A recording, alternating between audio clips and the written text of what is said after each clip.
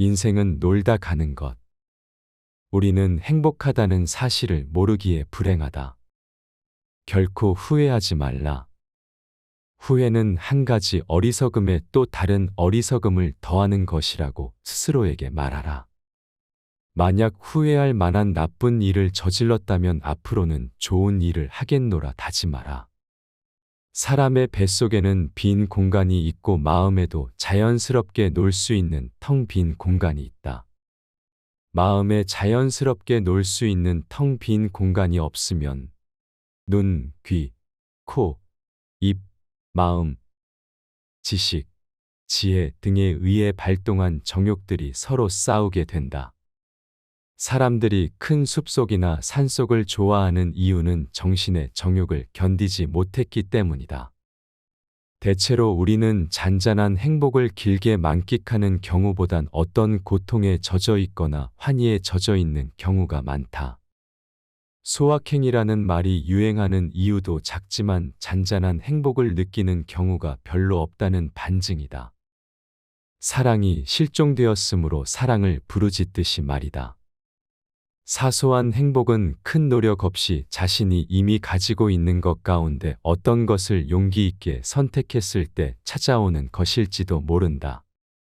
우리는 우리가 행복하다는 사실을 모르기에 불행하다. 행복은 공간적으로나 시간적으로 먼 곳에 있는 것이 아니라는 의미다. 어떻게 쓰느냐에 따라 운명이 정해진다. 살아가면서 중요한 것은 안목이다. 안목은 남이 바라보지 못한 것을 바라볼 줄 아는 능력이다. 다이아몬드도 그것을 보석으로 바라보는 안목이 없으면 한낱 돌덩어리일 뿐이다. 어떤 사람의 운명도 마찬가지다. 사람이 어떻게 쓰이느냐에 따라 그 지위와 성패가 좌우되기도 하기 때문이다. 우리는 두 가지를 잘해야 한다. 첫째는 자기 자신을 바라보는 안목이다. 자기 자신에 대해서 얼마나 잘 알고 있는가. 손자는 손자병법에서 지피지기면 백전백승이라고 하였다. 자신을 잘 아는 사람은 패하지 않는다. 둘째는 타인을 잘 알아보는 안목이다. 군자는 남이 자신을 알아주기를 바라지 않고 자신이 남을 알아보지 못함을 경계한다는 말을 했다. 이 말처럼 타인의 능력과 재능을 알아볼 줄 아는 안목을 지녀야 더 큰 목표를 이룰 수 있다. 세상은 더불어 사는 것이기 때문이다. 이렇게 남과 자기 자신을 잘 아는 사람은 무슨 일을 하든지 형통하겠고 어떤 길을 걸어가든지 평탄한 길이 될 것이 분명하다.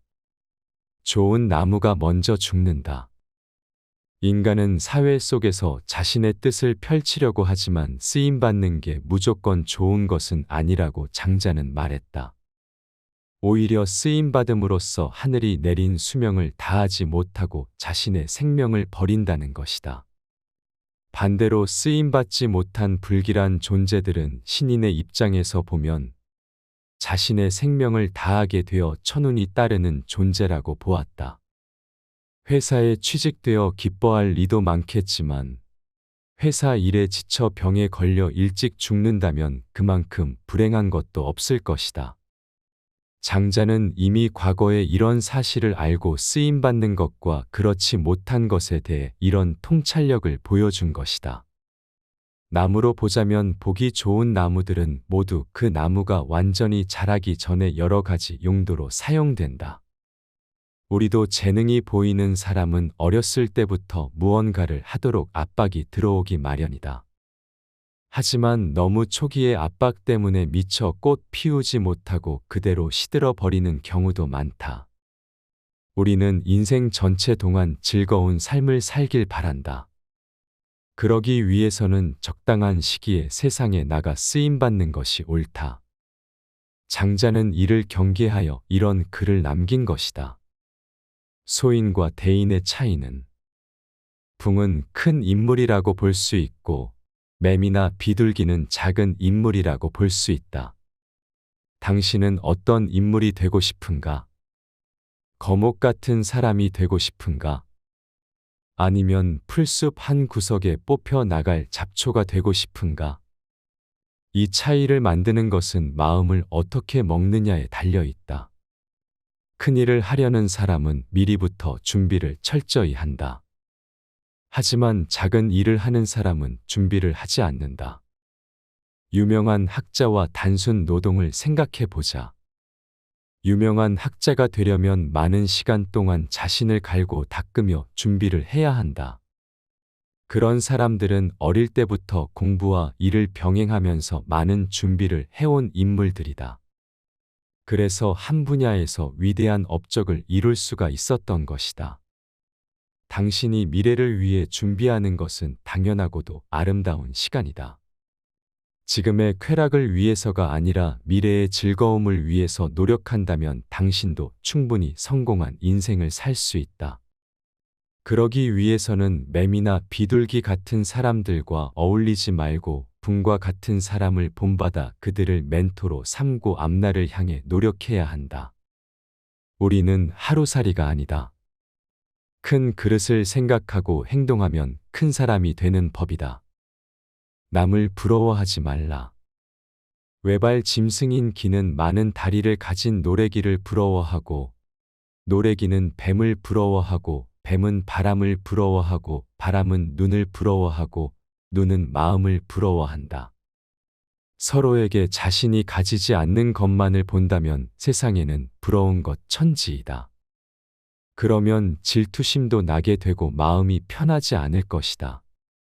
세상을 바라볼 때는 남보다 내가 가진 게 무엇인지 세어보면서 살아보자. 그러면 세상에 감사한 마음도 들고 훨씬 즐거운 마음으로 살 수 있을 것이다. 질투는 경쟁이 있어야 생기는 감정이다. 그것이 직접적인 경쟁이든 간접적인 경쟁이든 말이다. 같은 대상에 대해 경쟁을 해서 지거나 혹은 남이 잘 되더라도 질투는 생길 수 있다. 결국 질투는 경쟁에서 졌다고 생각할 때 생기는 것이다. 남보다 잘 되려는 욕구는 누구나 가지고 있기 때문에 질투는 자연스러운 감정이다. 하지만 질투만 한다면 매우 부정적인 감정이 될 수 있다. 경쟁에서 지면 정당하게 이길 방법을 생각해야 한다. 이긴 사람을 부러워하거나 질투만 해서는 아무것도 이룰 수 없다. 질투를 한다는 것은 내가 부족하다는 것을 인정하는 것이다.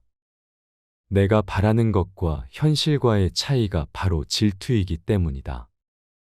부러우면 지는 것이다 라는 말이 있다. 부러워하거나 질투만 하지 말고 원하는 바를 이루기 위해 노력할 때, 그리고 스스로를 긍정할 때 비로소 인생에서 이길 수 있다.